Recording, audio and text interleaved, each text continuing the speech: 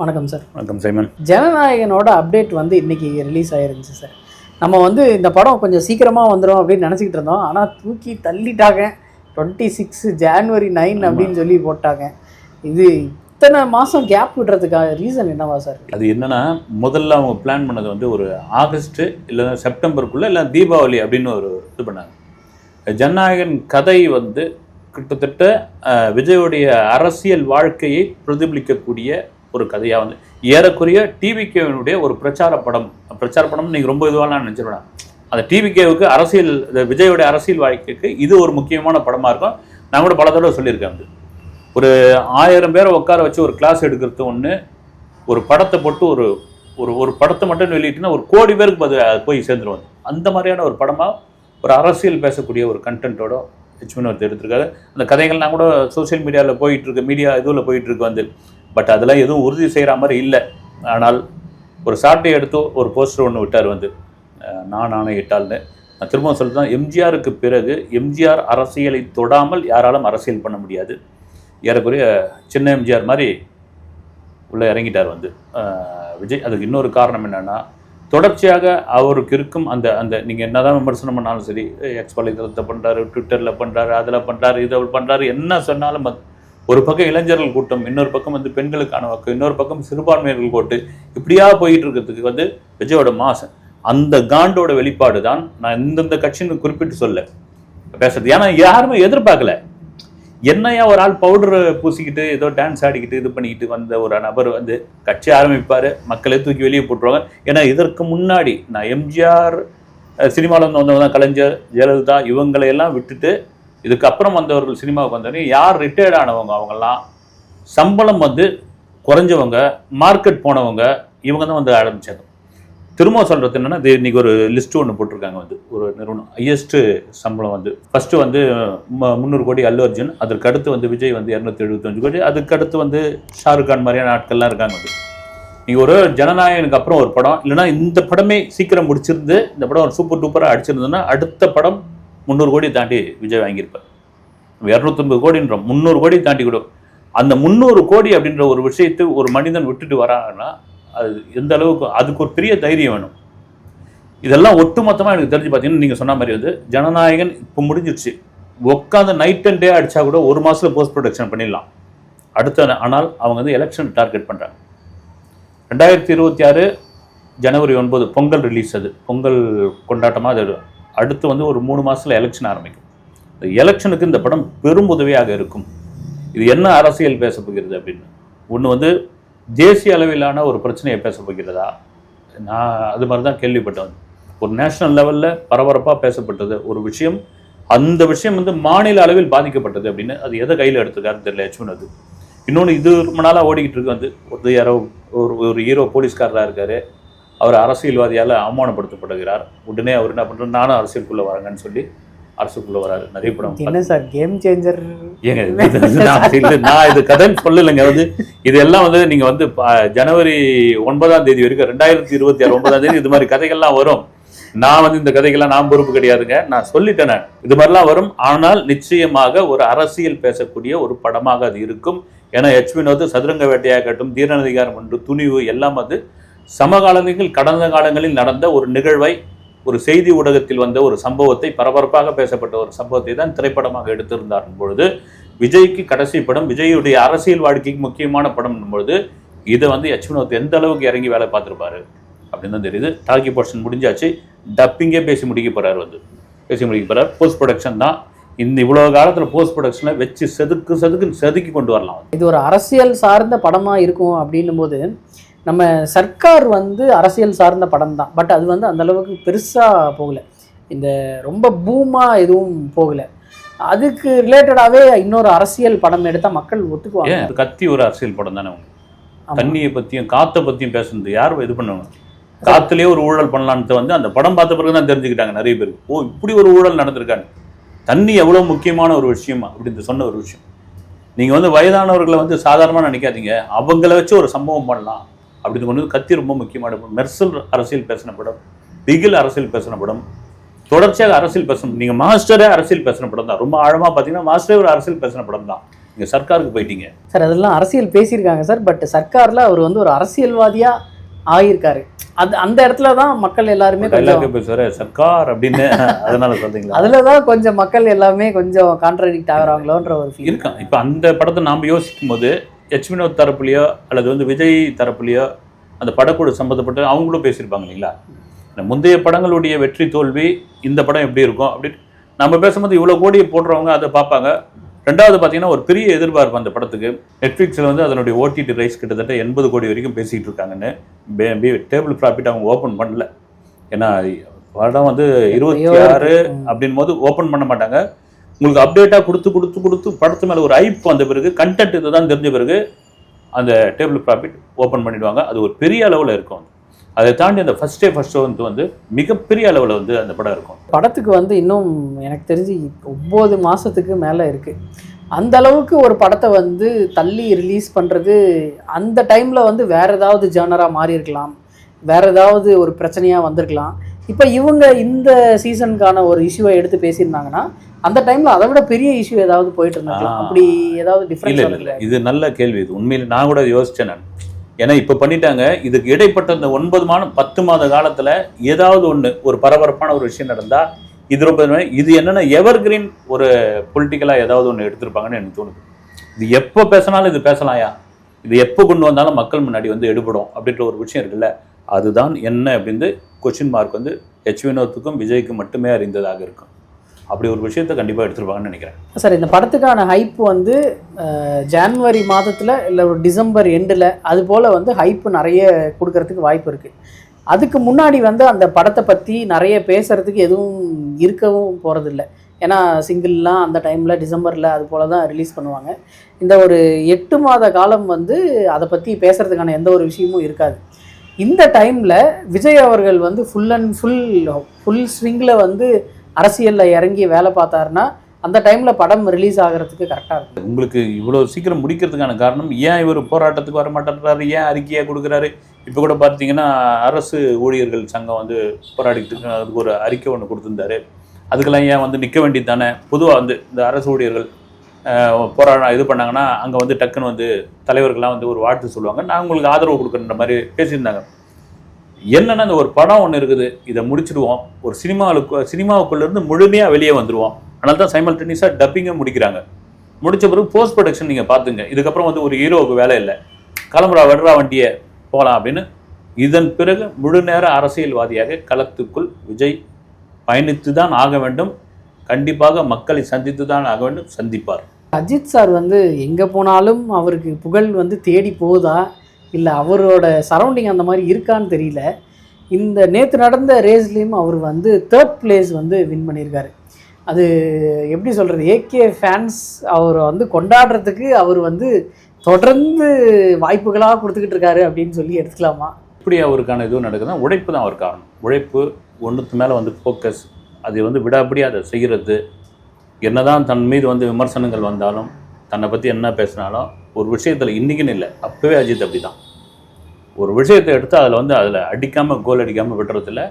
நேற்று நடந்த அந்த மேட்ச், அதில் அந்த கார் ரேஸில் இத்தாலியில், ஏன்னா நம்ம துபாயில் பார்த்தப்போ கிட்டத்தட்ட அது தமிழ்நாடா துபாய்ன்ற அளவுக்கு இருந்தது. நேற்று பார்த்தீங்கன்னா இத்தாலியில் யூரோப்பில் மேலே அவ்வளோ பேர் நின்று பார்த்துக்கிட்டு இருக்காங்க. எல்லாருக்கும் அப்படி நின்று பார்க்குறாப்புல சுற்றி அத்தனை குரல்கள், தமிழ் குரல்கள், நம்ம ஈழத்தமிழர்களுடைய குரல்களும் அங்கே கண்டிப்பாக ஒழிச்சிக்கிட்டு இருந்தது. இதெல்லாம் மீறி உண்மையிலே ஒரு தமிழ் சினிமாவுக்கும் தமிழ்நாட்டுக்கும் தமிழுக்குமான பெருமை தான் அதை சொல்லலாம். வந்து ஒரு 3rd பிளேஸில் வந்து அப்படி கோப்பையோடு நின்று மறுபடியும் அந்த இந்திய கொடியை எடுத்து காட்டுறவர் தான். சுப்ரீம் சுந்தர் சொன்ன மாதிரி எனக்கு வந்து வெளியே பேசிப்பாங்க, நிறைய இன்ஜுரி ஆகிருக்குது, முதுகில் ஆப்ரேஷன் பண்ணியிருக்குது, அதெல்லாம் மைண்டில் ஏற்றிக்காதீங்க மாஸ்டர், எனக்கு என்ன சீன் வைக்கணுமோ நீங்கள் வைங்க, அதெல்லாம் ஓரம் கட்டிடுங்கன்னு. இதே தான் 54 வயசாகுது, இவர் வந்து நடிக்க முடியுமா, சாணி மிதிக்கிறாரு டான்ஸுக்கு பதில், அப்படிலாம் விமர்சனம் பண்ணியிருக்கும் போது சக்குன்னு ஒரு உடம்பை குறைச்சி அந்த ட்ரெஸ்ஸை மாட்டிக்கிட்டு எடுறா வண்டி அப்படின்னு ஏறக்குறைய வந்து மயிரிழில் உயிர் தப்பினார்கள் அப்படின்வாங்கள்ல, அது கார் ரேஸில் தான் நடந்திருக்குது. இவருக்கும் அந்த மாதிரியான விஷயங்கள்லாம் நடந்திருக்கு.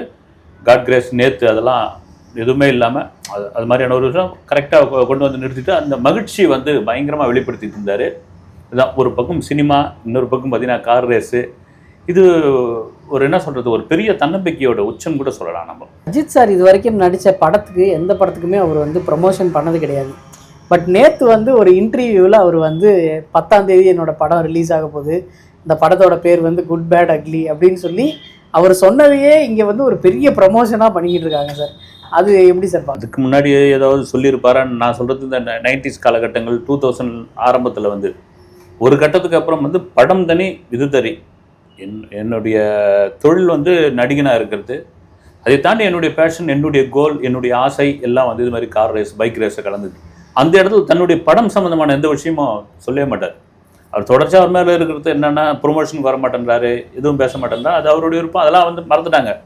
ஆனால் நேற்று வந்து குட் பேட் அக்லின்னு ஒரு படம் நடிச்சிக்கிட்டு இருக்கேன், அது வந்து ஏப்ரல் 10ஆம் தேதி ரிலீஸ் ஆக போகுதுன்னா அந்த படத்தின் மீது எவ்வளோ பெரிய எதிர்பார்ப்பு, அந்த படம் அவ்வளோ நல்லா வந்திருக்குன்னு அர்த்தம். வந்து அந்த மகிழ்ச்சியோட வெளிப்பாடு தான் வந்து அப்படின்னு சொன்ன எனக்கே பெரிய ஆச்சரியமா இருந்தது. ப்ரொமோஷனே கொடுக்காத ஒருத்தர் ப்ரொமோஷன் கொடுத்துட்டாரு அப்படின்னு. சார் படம் வந்து ஓவராலாக பயங்கரமாக வந்திருக்கு அப்படின்னு சொல்லி நிறைய டாக்ஸ் வந்துக்கிட்டு இருக்கு சார். உங்கள் சைடில் இருந்து என்ன சார் சொல்கிறீங்க? ஆக்சுவலாக நம்ம என்னன்னா நம்ம சோர்ஸில் அப்படி விசாரிச்சுட்டு இருக்கோம். நீங்கள் சொன்ன மாதிரி தான் ஒவ்வொரு நாள் ஒவ்வொரு விஷயமா சொல்லிட்டு இருக்காங்க. அந்த எதிர்பார்ப்பு கூடிக்கிட்டே இருக்குது. இப்போ பார்த்தீங்கன்னா சமீபமாக அந்த ஐப் கம்மி பண்ணி வச்சுருக்காங்க. அதுக்கு நம்ம போன வீடியோவில் பேசுன மாதிரி வீரதீர சூரன், அப்புறமா வந்து எம்புரான், இந்த படம் 2 முக்கியமான படங்கள்லாம் வருது. வரட்டும், நம்ம அதுக்கப்புறம் ஆரம்பிச்சுக்கலான்னு. முதல் விஷயம், சென்சார் வந்து பார்த்துட்டாங்க. ஓவர்சீஸ்க்கு போகிற அந்த கியூப்லாம் வந்து முன்னாடியே கொடுக்கணும் அப்படின்றதுக்காக வந்து 20 டேஸ் முன்னாடி அதுக்கு முதல்ல சென்சார் பார்த்தாக்கணும் அப்படின்னு சென்சார் பார்த்துட்டு சென்சார் பார்த்தவர்கள் பாராட்டியிருக்காங்க. முக்கியமான ஒரு விஷயம், அதில் நமக்கு தெரிஞ்ச நண்பர் ஒருத்தர், அவர் சென்சார் பார்க்கல, சில முக்கியஸ்தர்கள்லாம் கூட படம் பார்த்துருக்காங்கன்ற மாதிரி. இதில் ஷாலினியே படம் பார்த்துட்டாங்க, போன வீடியோவில் தான் நம்ம பேசியிருந்தோம், பார்த்துட்டாங்க அப்படின்னு. அந்த முதல் 20 நிமிஷத்தை மிஸ் பண்ணாதீங்க அப்படின்னு ஒரு டாக் வந்து. கடைசி ஒரு 10 நிமிஷம் ஏதோ அவசரத்துக்கு வந்து ரெஸ்ட் ரூம்லாம் போயிடாதீங்க, அந்த 10 நிமிஷம் தான், யாரும் போக மாட்டாங்க. ஒரு கிளைமேக்ஸ் உங்களை உட்கார வச்சிருச்சுன்னு வச்சுங்க, நகர மாட்டாங்க வந்து. அப்போ எண்டு கார்டு அப்படி போடுற வரைக்கும் அப்படி உட்காந்து தான் இருப்பாங்க. இதெல்லாம் மீறி குறிப்பாக அந்த செகண்ட் சிங்கிள் எப்போ வரும் அப்படின்னு கேட்டுக்கிட்டு இருந்தாங்க. எனக்கு தெரிஞ்சு அடுத்த வாரத்தில் செகண்ட் சிங்கிள். அது நான் விசாரித்த வகையில் பார்த்தீங்கன்னா ஒரு தர லோக்கல் குத்துப்பாட்டு, ஒரு ஜெயில் சீக்வன்ஸ்லாம் நடக்கிற ஒரு பாட்டு அப்படின்ற மாதிரி பேசியிருக்காங்க. அப்புறம் த்ரிஷா அஜித் சம்மந்தப்பட்ட ஒரு மாண்டேஜா, ஒரு லவ் சாங்கா, அது என்னன்னு தெரியல வந்து. 2த்துல ஏதாவது ஒன்று வரும். ஆனால் 3 சிங்கிள் விட்றாங்க படத்தில். அதெல்லாம் மீறி எல்லாரும் காத்துக்கிட்டு இருக்குது ட்ரெய்லர். ஆமாம் சார், அது வந்தால் தான் சரி என்னையா ஜானர் இது ஓரளவுக்காவது உங்களை வந்து கணிக்க முடியும். அந்த ட்ரெய்லரை கூட வந்து வித்தியாசமாக ரொம்ப புத்திசாலித்தனமாக வந்து ஆதி கட் பண்ணியிருப்பாருன்னு எனக்கு தெரியுது வந்து. ஏன்னா இந்த வந்த அப்டேட்ல பார்த்தீங்கன்னா எல்லா அப்டேட்லையும் அஜித் மட்டும்தான் இருக்காரு, மற்ற ஆர்டிஸ்ட்லாம் எங்கப்பா அப்படின்னா நான் அதெல்லாம் ட்ரெய்லரில் காமிச்சிக்கிறோம் அப்படின்ற மாதிரி இருக்கும். அந்த செகண்ட் சிங்கிள் ஒரு வெறித்தனமாக இருக்கும் அப்படின்ற மாதிரி எதிர்பார்த்துக்கிட்டு இருக்காங்க சார். எம்புரான் படத்துக்கு வந்து டிக்கெட் ஓப்பனிங் அப்படின்னு சொல்லி ஒரு வீடியோ ரிலீஸ் பண்ணியிருந்தாங்க சார். இது பிடிச்சி இந்த ரஜினியும் கவுண்டமணியும் ஒரு படத்தில் வந்து முட்டி மோதி ஏறி போவாங்கல்ல சார், அந்த மாதிரி வந்து ஏறிட்டு போய்கிட்டு இருக்காங்க.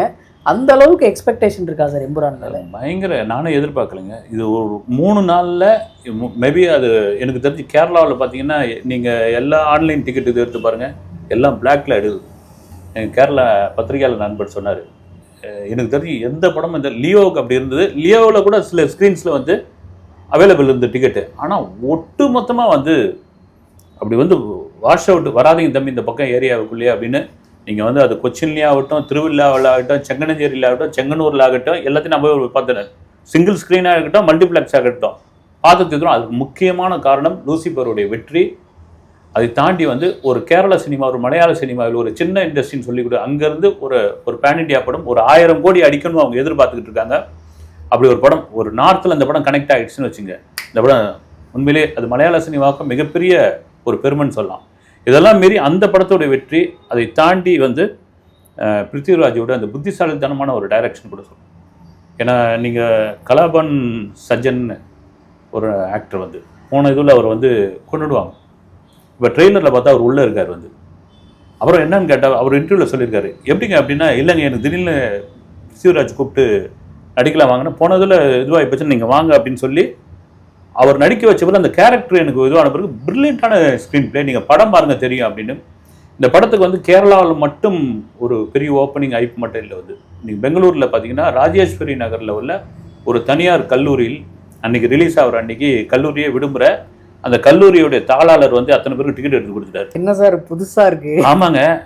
நான் ஒரு படம் பார்க்க போயிருந்தேன். அந்த தேட்டர் பேர் மறந்துட்டேன். ராஜேஸ்வரி நகர்ல ஒரு பிரபலமான ஒரு அங்கே நிறைய பார்த்தீங்கன்னா மலையாளி ஸ்டூடெண்ட்டும் தமிழ் ஸ்டூடெண்ட் தான் அதிகமாக படிப்பாங்க. கபாலிக்கெல்லாம் பார்த்தீங்கன்னா ஐடி நிறுவனம் நம்ம ஊரில் சென்னையில் ஐடிக்கெல்லாம் லீவ் விட்டாங்க தெரியுங்களா, எல்லாருக்கும் டிக்கெட் எடுத்து கொடுத்தாங்களே. அது மாதிரி அங்கே பெங்களூரில் ஒரு சம்பவம் பண்ணிக்கிட்டு இருக்கு. சவுத் இந்தியாவில் அந்த படம் ஒரு பெரிய வரவேற்பு கண்டிப்பாக. தமிழ்லேயே நீங்கள் பார்த்தீங்கன்னா ஐமேக்ஸ்லாம் பார்த்தீங்கன்னா சோல்ட் அவுட்டு. ஒரு பக்கம் வீரதீர சூரன் வந்துகிட்டு இருக்கு, இன்னொரு பக்கம் அதுவும் இருக்குது. இந்த படம் எனக்கு தெரிஞ்சு நார்த்தில் கனெக்ட் ஆகிடுச்சுன்னு வச்சுங்க, ஒரு சூப்பர் டூப்பர் ஹிட்டு மலையாள சினிமாவிற்கு ஒரு பேன் இண்டியா படமாக இது அமையத்தில் மாற்று கருத்து இல்லவே 1000 கோடி விங்குக்குள்ளே வந்த படமாகவும் இருக்கும். நான் வந்து லீவ் போட்டு படத்துக்கு போனால் அடுத்த நாள் வந்து என்ன அப்பாலஜி லெட்டர்லாம் எழுத விட்டாங்க. ஆனால் இங்கே ஒரு காலேஜில் ஒரு தாளாளரே வந்து இப்போ படம் பாருங்கப்பா அப்படின்னு சொல்லியிருக்காருன்னா எந்த அளவுக்கு ஃபேனாக இருந்திருப்பாங்க அப்படின்னு. அந்த மாதிரி காலேஜை பார்த்து நீங்கள் சேர்ந்துருக்கணும். ஆமாம், 27ஆம் தேதி 2 படமும் ரிலீஸ் ஆகுது சார். எம்புரானும் ரிலீஸ் ஆகுது, வீரதீர சூரனும் ரிலீஸ் ஆகுது. இங்கே வந்து வீரதீர சூரனுக்கு வந்து புக்கிங்ஸு அவங்க எதிர்பார்த்ததை விட பெருசாக போகலனாலும் பட் இந்த புக்கிங் போய்கிட்டு இருக்கு. இது வந்து நம்ம ஃபஸ்ட்டு டே புக்கிங் கலெக்ஷனே இவ்வளோ அவ்வளோ அப்படின்னு சொல்கிற அளவுக்கு இல்லை. அது பார்த்தீங்கன்னா திடீர்னு 30 லட்சம் 40 லட்சம்லாம் பேசிகிட்டு இருக்காங்க. பட் நமக்கு தெரியுதில்ல, அது ப்ரொடக்ஷன் நிறுவனம் அப்படி தான் பேச செய்வாங்க. அதை தாண்டி ஒரு ஹீரோவுடைய முந்தைய படம்னு ஒன்று இருக்கு இல்லைங்களா, அதனுடைய வெற்றி ஒரு பக்கம். அப்புறமா வந்து விக்ரமுக்கெல்லாம் பார்த்தீங்கன்னா ஒரு பெரிய ஓஹோலாம் இருக்காது. அது படம் கண்டென்ட் கரெக்டாக அமைஞ்சு போச்சுன்னா இந்த படம் சூப்பர் ஹிட்டு. அந்த லெவலில் தான் இதை எதிர்பார்த்துக்கிட்டு இருக்காங்க. போன படமான தங்கலானுக்கு ஒரு பெரிய ஒரு ஐப்பு இருந்தது. அது காரணம் வந்து தங்கலானுடைய கெட்டப்பு, அப்புறம் வந்து இந்த கோளாறு தங்கவே இல்லை கதையை என்ன சொல்ல போகிறார்கள், ரஞ்சித் இயக்கம், இதெல்லாம் ஒன்று சேர்ந்து வந்தது. அதை அப்படியே ஒன்று இல்லாத போயிடுவேன். இந்த பக்கம் சரி வரட்டங்க, இது ஃபேன்ஸோடைய மனநிலை மக்களோட மனநிலை என்னென்னா சரி வரட்டும், வீரதீர சூரன் வரட்டும், போய் பார்க்கலாம். படம் சூப்பராக எடுத்தது அப்படின்னா ஓகே கொண்டாடி ஆரம்பிச்சிடுவாங்க. எப்படி சார் நம்ம எந்த படத்துக்கு போகிறோம்? வீரதீர சூரன் போகிறோமா இல்லை எம்புரான் போகிறோமா? வீரதீர சூரன் தாங்க போய் வந்து அடுத்த ஷோ எம்புரான் பார்ப்போம். ரெண்டுத்தையும் வரது 2 படம் தானே வந்து நீங்கள் இன்னும் 7 படம் வருஷம் கட்டின்னு வரா மாதிரியா நைட் ஷோ மறுநாள் ஷோ இப்போ மிட் ஷோ அப்படின்னு போகிற மாதிரி இது பண்ணிட்டு இருக்கேன். 2 படம் இருக்குது. ஒன்று காலை காட்சி பார்ப்போம், ஒன்று மேட்னி பார்ப்போம். ஓகே சார், 27ஆம் தேதி அப்போ நம்ம படமாக பார்த்து தள்ளுறோம். படமா பார்த்து தள்ளுறோம். 2 படம் பார்த்து படமா பார்த்து தள்ளுறீங்க. 2 படமுன்னாவே காலையில போயிட்டு போனோம்னா 9 to 12 ஒரு நாள் அதுலயே ஓடி போகுது. ஆமா, திரும்ப 1 மணிக்கு போட்டாங்கன்னா 1 மணி to 4 மணி அதுக்கே போயிடுது. இல்லை, அதனால தான் வேதனைப்பட்டு நான் சொல்றது என்னன்னா, சில படங்களுக்கு வந்து விமர்சனம் பேசும்பொழுது அந்த டிக்கெட் செலவை தாண்டி இந்த நேர விரையன்னு ஒன்று இருக்குல்ல, நான் கிடையாது படம் பார்த்துட்டு வரும் திட்டுரும். அதுதான் வந்து ஏங்க ஒரு 4 மணி நேரம் இதுலேயே செலவாகி போச்சுங்க, ஏதாவது ஒன்று உட்காந்து பார்க்குற மாதிரி இருந்ததா அப்படின்னு அந்த கோபம் தான் வந்து. கண்டிப்பாக வீரதீர சூரனும் எம்புரானும் ஒரு சூப்பரான படமாக இருக்கும்னு நம்புவோம். 27ஆம் தேதி கிளம்புவோம். சார், நார்த் இந்தியாவில் வந்து இப்போ சவுத் இண்டியன் ஃபிலிம்ஸ் தான் அங்கே வந்து பெருசாக போகிற மாதிரி ஒரு ஃபீலிங் இருக்குது. நார்த் இண்டியன் ஃபிலிம்ஸ் வந்து ரொம்ப கம்மியான ஒரு வியூஸ் தான் அங்கே வந்து பண்ணிகிட்டு இருக்காங்களோ அப்படின்ற ஒரு ஃபீலிங் இருக்குது. உங்களுக்கு எப்படி சார்? சவுத் இண்டியன் ஃபிலிம்ஸ் தானே அவங்களுக்கு எப்போ பாகுபலிலாம் அங்கே 8 அடிச்சதோ, RRRலாம் 8 அடிச்சதோ, சவுத் இண்டியன் படமாகவே வந்துகிட்டு இருக்கேன்ற ஒரு இது இருக்குது. இப்போ கூட சிக்கந்தர் படத்தோடைய ட்ரெய்லர் கூட வந்தது. எனக்கு ஒன்றும் ஓகே சிறப்பாக ஒன்றும் இல்லை, வந்து சொல்கிற மாதிரி ஒன்றும் இல்லை. ஒரு சமயம் படமாக ரம்ஜானுக்கு வரும்போது அது எப்படி இருக்குன்னு தெரியல. பட் முருகதாஸுக்கும் ரொம்ப முக்கியமான படம், சல்மான் கான் தாண்டி முருகதாஸுக்கும் ரொம்ப ரொம்ப முக்கியமான படம். சிக்கந்தர் என்ன பேசுகிறாருன்னு தெரியல. தொடர்ச்சியாக ஆனால் பார்த்தீங்கன்னா நீங்கள் இங்கேருந்து சவுத்துலேருந்து போகிற படங்கள் தான் அங்கே ஒரு நல்ல வசூலையும் கொடுத்துக்கிட்டு இருக்கு. அட்லி மாதிரியான ஆட்களை போய் அங்கே போய் சம்பவம் பண்ணிகிட்டு இருக்காங்க. ஆமாம், ஜப்பான்லாம் பெரிய எட்டுங்க. நீங்கள் 1000 தான் நம்ம விமர்சனம் வந்து, ஏன்னா அவங்களுக்கு தெரியாது இது வந்து இதுலேருந்து எடுத்ததா அதுலேருந்து எடுத்ததான்னு தெரியல. படமாக அவங்க சூப்பராக இருந்ததுன்னு சொல்லி அதை கொண்டாடிக்கிட்டு இருக்காங்க. வரவேற்கத்தக்க விஷயம். அங்கேயும் நல்ல கிரியேட்டர்கள். இந்த படம் எடுத்துக்கிட்டீங்களா, அது சாவா பிச்சு கட்டின்னு ஓடுதுங்க, வந்து பெரிய கலெக்ஷன். அது வந்து சாவா படத்தினுடைய ஒரு படத்தினுடைய தாக்கம் எந்த அளவுக்கு போகணும்னா பாருங்கள். இந்த சாவா படம் வந்து இப்போ வரைக்கும் பாக்ஸ் ஆஃபீஸில் பெரிய கலெக்ஷன் அள்ளிட்டு இருக்கு. ஒரு பேன் இண்டியா பற்றி பேன் வேர்ல்டு படமாக மாறிடுச்சு. அந்த படத்தில் என்னென்னா, இந்த தங்கத்தை வந்து ஒரு மகாராஷ்டிராவில் ஒரு குறிப்பிட்ட பகுதியில் புதைச்சி வச்சுருக்காங்கன்னு படத்தில் வந்துச்சு ஒரு சீனு. கட் பண்ண உடனே ஒரு ஊரே கிளம்பி போய் குழி குழியாக தோண்டி வச்சுருக்காங்களா. வந்து பாருங்க ஒரு திரைப்படம் எந்த அளவுக்கு ஒரு பெரிய தாக்கத்தை உண்டு பண்ணுதுன்னு. அதனால தான் ஜனநாயகம்லாம் எடுத்து போய் ஜனவரிக்கு ரிலீஸ் பண்ணிட்டாரு விஜய். சார், இது திரைப்படம் தாக்கத்தை உண்டு பண்ணிச்சா இல்லை அங்கே இருக்க மக்களுக்கு அவ்வளோதான் அறிவா அப்படின்னு சொல்லி நீங்கள் வேற வந்து இதில் வேற தெற்க வடக்கன்ற ஒரு பிரச்சனையும் உள்ள வந்து சேர்க்குறீங்க. வந்து படம் பார்த்துருக்காங்க. ஆமாம், ஒரு படத்தை பார்த்துட்டு அங்க தங்கம் இருக்கும்னு நம்பி போறாங்கன்னா ஏதோ நம்பிக்கை தான் இருக்க படத்தோட அந்த அளவுக்கு ஒன்றி போயிட்டாங்க, ஒன்றி போய் நோன்றா அப்படின்னு. ஒருவேளை தங்கம் கிடைச்சதுன்னா என்ன பண்ணிருப்பீங்க? அரசாங்கம் பிடிக்குன்னு இருக்கு, அது வேற விஷயம். திரைப்படத்தோட தாக்கம் அவ்வளவு பெரிய விஷயமா இன்னும் இருக்குது. அதான் திரைப்படத்துக்கான பலம் கூட சொல்லலாம். நீங்க அது நார்த்து சவுத்து ஈஸ்ட் வெஸ்ட்ன்னு நீங்க வகுத்தா கூட ஒரு அந்த அளவுக்கு, நான் திரும்ப சொல்றதுதான், அந்த காலத்துல குதிரையில குதிரையில ஸ்கிரீன்ல வரும்பொழுது குதிரை நம்ம மேல வருதுன்னு ஓடி போனவங்க தான் இன்னைக்கு அந்த திரைப்படத்தினுடைய தாக்கம் வேற ஒரு வடிவமா மாறி இருக்குது. அவ்வளவுதான் வித்தியாசம். அடுத்த இன்டர்வியூல சந்திப்போம். நன்றி சார். வணக்கம்.